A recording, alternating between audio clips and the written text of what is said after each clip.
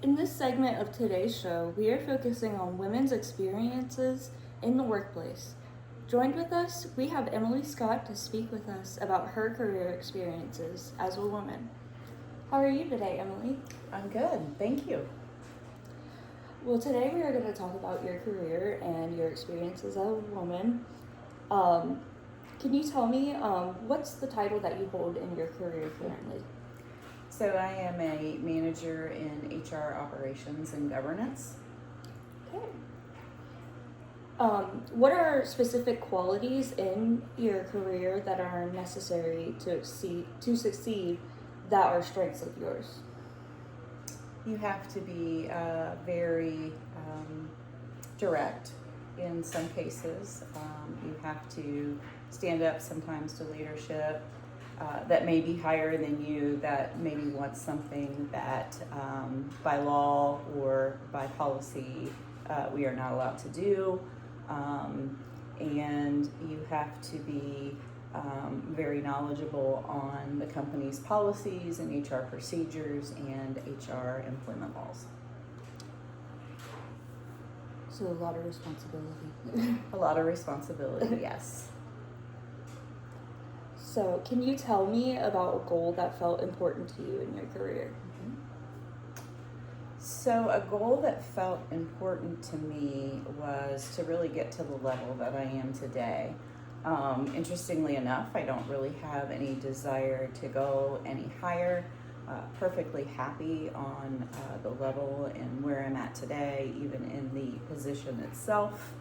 I've spent 30 some years building this career, building myself, being knowledgeable, being someone that associates as well as leadership trust, and it's come to a good almost close of a career. Yes. Okay, so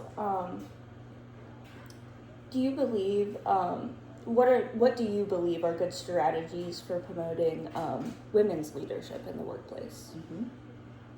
I think it all surrounds the person.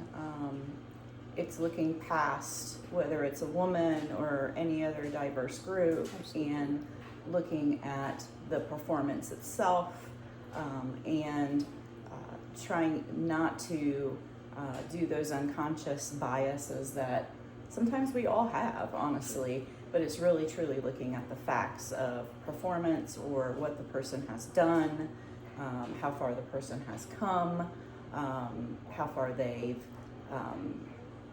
integrated themselves into the culture, regardless of what might be on the outside. Can you give an example of when you've supported or advocated for a fellow woman in a leadership role? It's actually been very recently. So we have a probably highest level executive vice president who is a woman, and sometimes she is very. People see her as very maybe uncaring, or she works a lot and she works really hard, and the fact that people see that and then they think, oh, well, the expectation is the same for me. I'm supposed to dedicate all my time to work and work product, and not necessarily my home life or my balanced life. And I constantly remind them that, we make our own choices, and she's made a choice for, her career is probably the most important part for her, but she does not expect that. Right. She knows that she's an anomaly, and she does not expect that from everyone, and knows and does understand that people have things that happen in their lives or family issues and need maybe a little bit more work-life balance than she does. Yeah. And that's good that you have somebody that you work with like that. Yeah. Can you tell me about a challenge that you've experienced with gender stereotypes or possibly bias in the workplace? Yes. So being there for as long as I have, I can definitely say today it's much better, but there's like two things that come to mind. Earlier on, when I was in a leadership role at a little bit lower level, I had a disagreement with a plant manager on something he was saying to other people. And I had mentioned it to my senior manager about the comment. Of course, my senior manager then called him, and he came in, and his idea of apologizing was to tell me that he's sorry he got my feathers in a ruffle. Oh. And so that didn't sit well with me. And then, you know, even today, when you're in business meetings and high-level business meetings, sometimes you're the only woman in the room. Yeah. And it's okay, you know, that's all right. It's just, I can't say I think about it every time I go in, but every once in a while you kind of look around and you're like, wow, like, yeah, I'm the only woman here. Yes. Okay, so to close off, what advice would you give young women who are starting their professional careers?